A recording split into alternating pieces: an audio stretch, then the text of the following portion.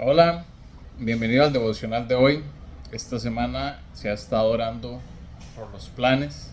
Ya nos acercamos a esa época del año donde se habla de los propósitos de año nuevo, los que van a hacer dieta, los que van a entrar al gimnasio, los que van a leer la Biblia el otro año y toda esa lista de propósitos que algunas veces cumplimos, otras veces se quedan botados de camino y otras veces ni siquiera empezamos. Entonces, eh, vamos a tener una perspectiva bíblica sobre cómo planear el futuro de acuerdo a la provisión de Dios. Este mensaje se basa en parte en una publicación de la revista Table Talk del 8 de abril de 2021 por el maestro Mike Emlet. Y dice así: Dios es verdaderamente soberano y verdaderamente yo soy responsable de vivir de acuerdo con la voluntad de Dios.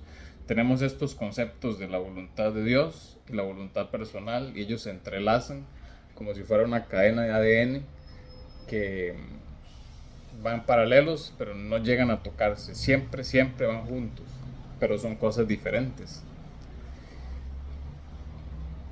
Todas las cosas Dios las sostiene en su diestra de justicia, dice Isaías 41:10, también en Hebreos 1:3. Y lo que yo hago con mis manos importa, dice Mateo 5:30. Una cosa es afirmar que la soberanía de Dios y la responsabilidad humana son enseñanzas bíblicas, que muchos ya lo sabemos, pero cómo vivimos fielmente estas dos verdades de manera equilibrada en nuestra vida diaria. Ahí es donde tuerce el rabo la chancha, como dicen popularmente, porque parecieran ser cosas opuestas, pareciera ser que la voluntad de Dios es un determinismo absoluto en el cual no importa lo que yo haga, las cosas que Dios quiere van a suceder, y por otro lado parece que yo tengo la capacidad, como algunos místicos creen, de ley de atracción, pienso y manifiesto, y lo que yo quiera es lo que se va a dar. Vamos a ver cómo se reconcilian en la Biblia estas dos verdades, porque la verdad es que empíricamente vivimos en una tensión entre la soberanía de Dios y nuestra responsabilidad, nuestro llamado bíblico a confiar y nuestro llamado bíblico a actuar. Por ejemplo, hoy, como estoy seguro la mayoría de ustedes, puse mi alarma. Bueno, la puse anoche, de hecho. Eh, ¿Por qué? Porque necesito despertarme a cierta hora para trabajar. ¿Quiere decir que no confío en Dios? Para nada. Yo confío en que mi despertador va a funcionar, en que lo voy a escuchar y no voy a seguir durmiendo. Pero también tomo una parte activa y asumo mi responsabilidad para que las cosas pasen, para llegar a despertarme a tiempo, llegar a tiempo a mi trabajo, etcétera, etcétera. Como por poner un ejemplo, lo más normal del mundo. Si Dios quiere que yo me despierte temprano, ¿va a suceder? Pues sí. Eh, ¿Puedo poner de mi parte para que eso suceda? 100%. Como decía en la invitación del devocional, ora y trabaja, ora y labora. Una locución latina que usan los religiosos benedictinos para referirse a esta combinación entre confiar en el Señor, en pedirle a Él, la relación entre lo espiritual y lo material. Pero es fácil al transitar estos caminos desequilibrarnos. Este autor, Mike Emlet, propone dos modos en los que podemos entrar por defecto si nos desviamos: el modo poder y el modo presunción. En el modo poder nos hacemos cargo de nuestras vidas como si la responsabilidad humana fuera la totalidad de la ecuación. La planificación excesiva es común en este escenario. Hay una ausencia funcional de un Dios soberano y desde luego reconocemos la soberanía de Dios, pero en la práctica no nos afecta en la vida diaria. Es algo que sabemos, que sí, pero no lo vemos plasmado en nuestra vida porque tenemos el control nosotros, 100%, como adictos al control. Como resultado de estos desequilibrios, podemos vernos tentados a la ansiedad, el miedo, el control excesivo, la responsabilidad excesiva, el perfeccionismo y la ira. ¿Por qué? Porque creemos que todo depende de nosotros.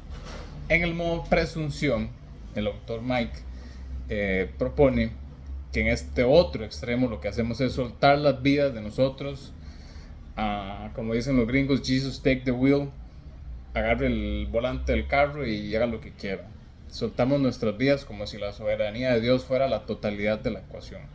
Es común que haya nula o poca planificación, hay un énfasis exacerbado en la soberanía de Dios, y como resultado de estos desequilibrios podemos vernos tentados a la pereza, la pasividad, el fatalismo y la indecisión. ¿Por qué? Porque creemos que todo depende de Dios.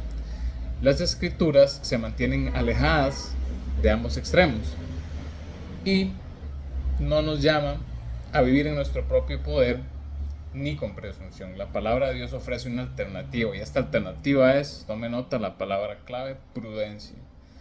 La prudencia implica una planificación sabia y abundante oración. Se caracteriza por una visión sólida de la soberanía y la providencia de Dios. Él es responsable y además mantiene un énfasis adecuado en las causas secundarias. Yo también soy responsable, lo que les proponía al principio. Vemos este énfasis dual en toda la Biblia. La Escritura nos llama a confiar en el cuidado providencial de Dios y planificar bien y trabajar. Por ejemplo, uno de los objetivos para este año va a ser, estoy seguro, de muchas personas, conseguir trabajo, obtener un mejor puesto, obtener alguna otra fuente de ingresos, la provisión material. Un aspecto inherente de nuestro papel como portadores de la imagen de Dios es que participamos en trabajos significativos. Desde el principio, Dios planta el huerto del Edén, pero es Adán quien debe cultivarlo y cuidarlo. Génesis 2:8. Si bien la caída hizo que el trabajo fuera fatigoso, ahí mismo en Génesis 3:17, trabajar para mantenernos a nosotros mismos, a nuestras familias y a otras personas en necesidad sigue siendo una norma para nosotros. Incluso en el desierto, cuando Dios proveyó de manera milagrosa el maná para los israelitas, ellos estaban llamados a recogerlo y prepararlo todos los días, de acuerdo con su voluntad y mandamientos revelados. Éxodo 16. Y aquellos quienes desconfiaron de la provisión de Dios, ya fuera tratando de guardar más maná de la cuenta durante la noche o saliendo a recogerlo en el día de reposo, experimentaron la reprensión de Dios. Esa ansiedad, ese control, esa acumulación por la incertidumbre de lo que sucederá mañana, en última instancia significa no confiar en Dios. Aún así, Dios proveyó para ellos soberanamente y el pueblo respondió en la obra práctica de la obediencia. Fueron muy obedientes, la mayoría. Administrando lo que Él proveyó. Nuestro trabajo es importante, pero está basado en la obra providencial de Dios. En nuestro papel como mayordomos, Dios nos advierte sobre la pereza también, que conduce a la pobreza. En Proverbios 6:6 nos dice que trabajemos tranquilamente y que nos ganemos la vida. En 1 Tesalonicenses 4, y nos exhorta a proveer para los miembros de nuestra casa. 1 Timoteo 5:8, y los necesitados. Efesios 4:28. Incluso, también sabido por muchos, el apóstol Pablo trabajó fabricando tiendas. Algunos vivían en tiendas que hoy llamaríamos de campaña, por un estilo de vida nómada. Estas tiendas eran hechas de pieles de animales, etc. Él trabajaba en eso, era su oficio, para no ser una carga para las iglesias que comenzaban a desarrollarse. Eso lo vemos en Hechos 18:3. Al mismo tiempo, Dios llama a su pueblo a recordar que Él es su proveedor supremo. Siguiendo con los israelitas, cuando llegaron a Canaán, la provisión milagrosa de Dios se detuvo y debieron hacer el trabajo de cultivar la tierra. En Éxodo 16. Y Dios advierte: no sea que digas en tu corazón, mi poder y la fuerza de mi mano me han producido esta riqueza. Pero acuérdate del Señor tu Dios, porque Él es el que te da el poder para hacer estas riquezas. Deuteronomio 8:17. Solo podemos lograr lo que Él nos permite. Salmo 127. Además, Jesús nos recuerda que no debemos estar ansiosos por las provisiones materiales, porque Él, el Padre, cuida de nosotros, conoce nuestras necesidades y ya nos ha dado el mayor regalo de todo, su reino. Lucas 12:22. Como resultado, Jesús nos anima a ser generosos con nuestras posesiones materiales, confiando en la provisión de nuestro Padre. Ahí mismo, pero versículo 33. Por lo tanto,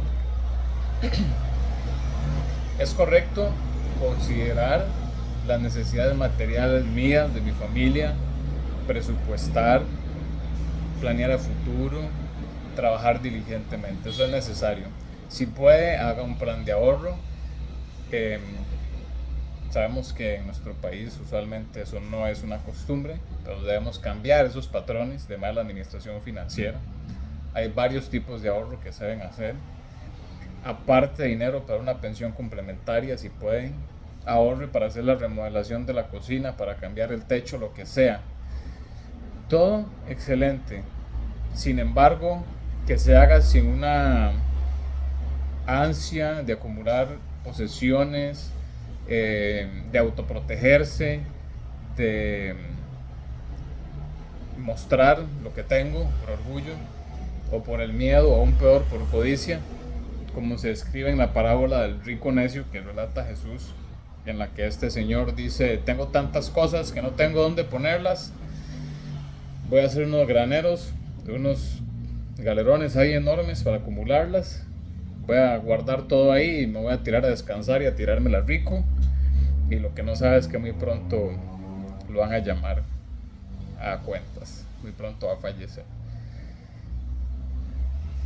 Lo hizo no con una actitud correcta, contaba con lo que iba a pasar en el futuro cuando en realidad es totalmente desconocido.